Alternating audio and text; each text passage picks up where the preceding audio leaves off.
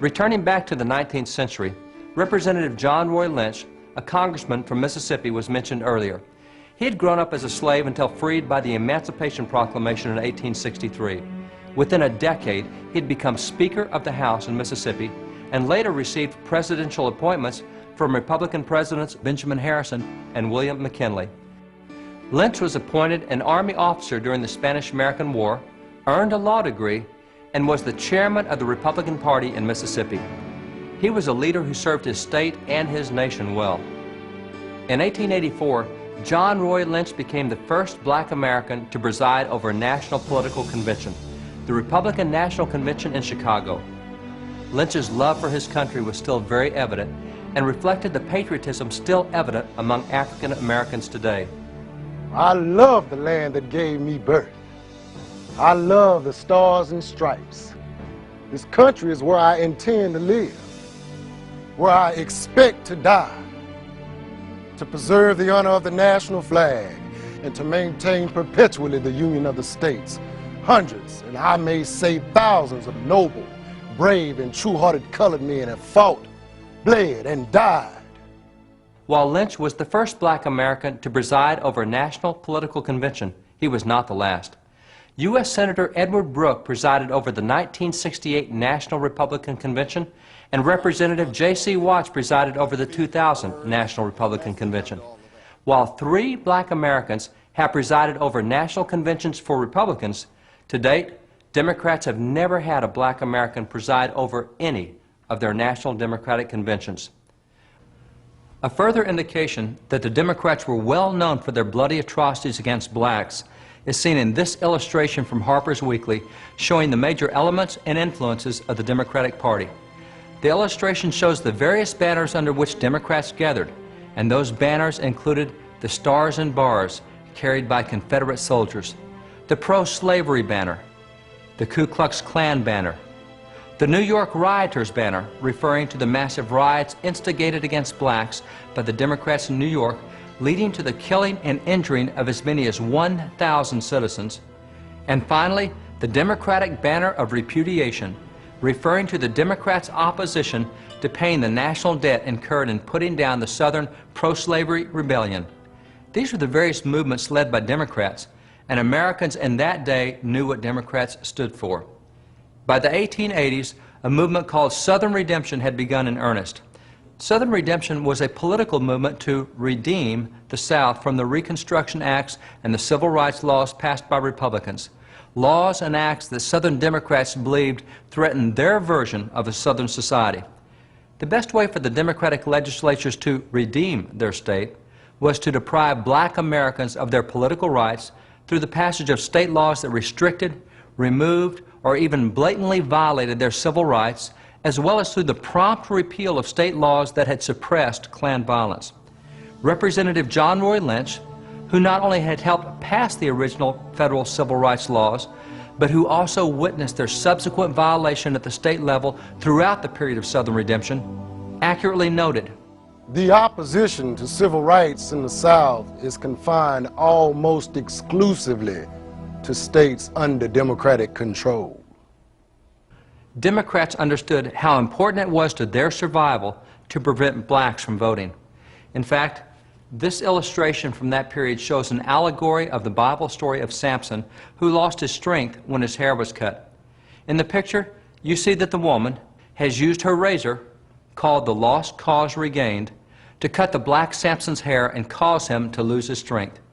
And what is his hair? His strength? It is called suffrage, or voting. With the strength, or the vote, of black Americans removed, you see the various Democratic groups and leaders rejoicing in the background, including Confederates, the KKK, pro-slavery forces, and various famous Democratic leaders of that day, including General Nathan Bedford Forrest, who headed the Ku Klux Klan. By the way, notice the phrase, the Democratic barbecue, and that Democrats are burning various books in the foreground, including the Holy Bible. As this illustration confirms, limiting black voting became the major goal for Southern Democrats. Given the explicit federal voting protections that had been established by the 14th and 15th Amendments and by the numerous federal civil rights laws, It was no easy task for Democrats to circumvent these protections. It required devious and cunning methods, and Southern Democratic legislatures implemented almost a dozen separate devices to keep blacks from voting. The first device was the poll tax, a fee paid by a voter before he could vote. The fee was high enough that most poor were unable to pay the tax and therefore were unable to vote. And while some Southern whites were poor, nearly all Southern blacks were poor, having just emerged from slavery and not yet having established an independent means of living. Literacy tests were the second means that Democrats used to disenfranchise blacks. Literacy tests required a voter to demonstrate a certain level of specific knowledge before he could vote. In some cases, the test was 20 pages long for blacks, and those administering the test were white Democrats who nearly always ruled that blacks were illiterate.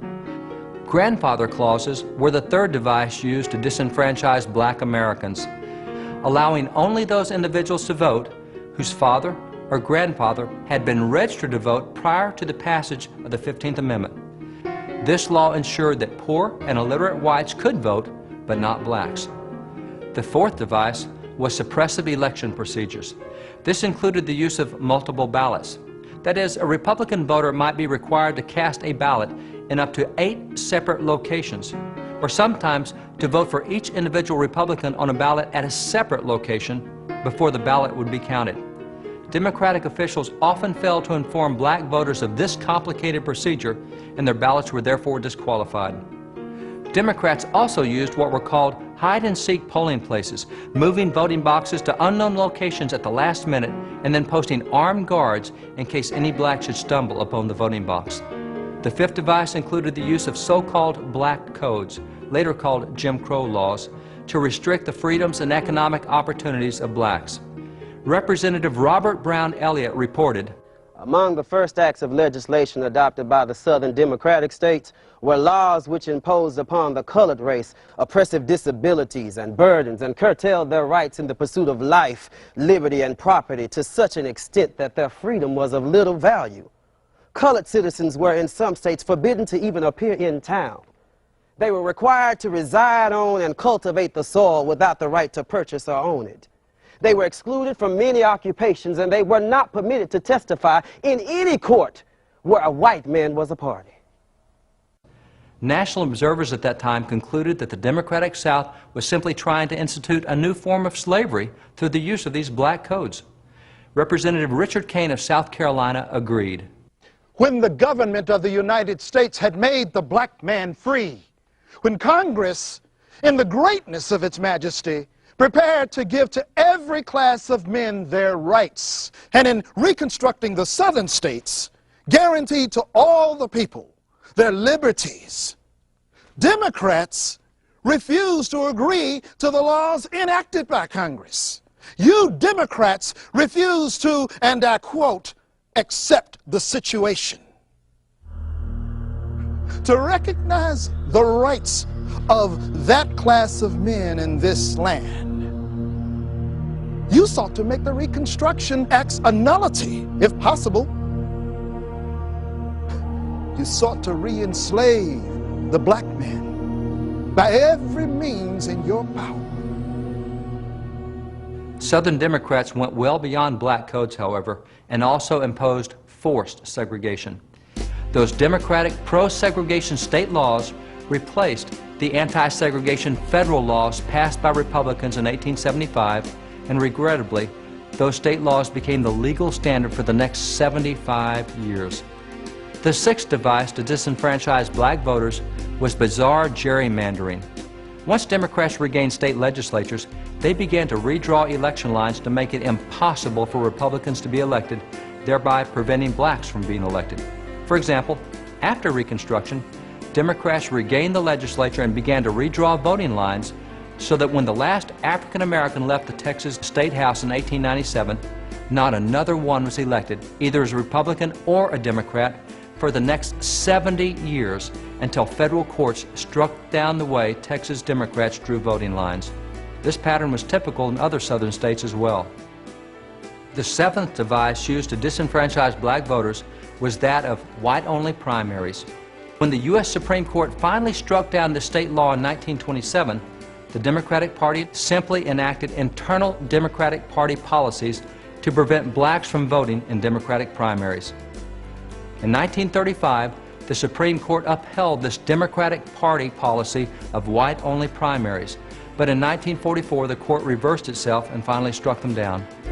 The eighth device used by Democrats to disenfranchise black Americans was that of physical intimidation and violence. Obviously, the Ku Klux Klan was a leader in this form of violent voter intimidation. As confirmed by Representative James T. Rapier of Alabama, Democrats were hunting me down like the partridge on the mount, night and day, with their Ku Klux Klan, simply because I was a Republican and refused to bow at the feet of their Baal. the ninth device used by Democrats to disenfranchise black voters was the revision of state constitutions, to negate many of the rights that had been gained. Other devices employed by Democrats to keep blacks from voting included property ownership requirements. Democrats also used restrictive eligibility requirements, such as residing in a state 2 years before voting, or the paying of excessive annual voter registration fees, fees not struck down by the courts until 1971. Democrats utilized nearly a dozen devices to keep black Americans from voting, something that would have come as no surprise to the earliest African-American civil rights leaders.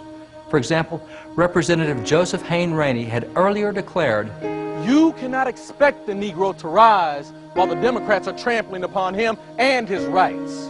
We ask you, sir, to do by the Negro as you ought to do by him in justice.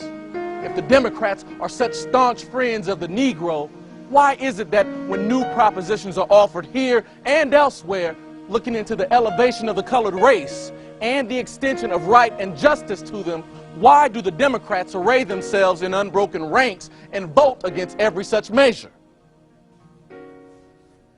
the unrelenting Democratic efforts to suppress black voting were successful. For example, in Mississippi in 1892, there were almost 70,000 more blacks than whites in the state. Yet white voters outnumbered black voters by a margin of 8 to 1. And in Birmingham, of the 18,000 blacks who lived in that city at the turn of the century, only 30 were eligible to vote. In Texas, the number of black voters fell from 100,000 to only 5,000.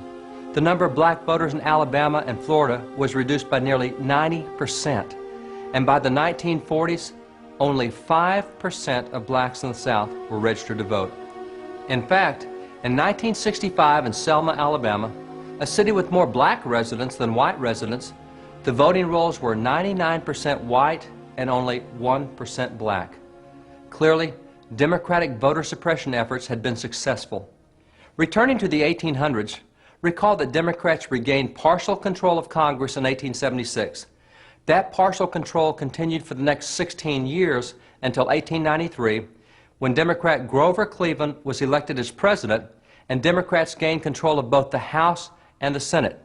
For the first time since Abraham Lincoln, the Democrats had full control of the lawmaking process. Given their new powers, what did Democrats do to assist civil rights? Nothing. Not a single civil rights law was passed by Democrats during that time. In fact, the Democrats immediately passed laws repealing civil rights laws that had not yet been struck down by the Supreme Court. Specifically, Democrats repealed the laws protecting black voting rights as well as those punishing Klan violence. By 1900, Democrats actually began actively to seek the repeal of the 14th and 15th Amendments. In 1901, at the same time that Democrats were seeking to roll back the civil rights amendments to the Constitution, Republican President Teddy Roosevelt raised the ire of many Democrats by inviting Booker T. Washington to the White House. And Washington became the first African American to dine with the president at the White House. While Booker T. Washington's wise counsel was snubbed by Democratic President Woodrow Wilson, it was gladly sought by 3 Republican presidents for whom he served as advisor, including William Taft, William McKinley, and Teddy Roosevelt.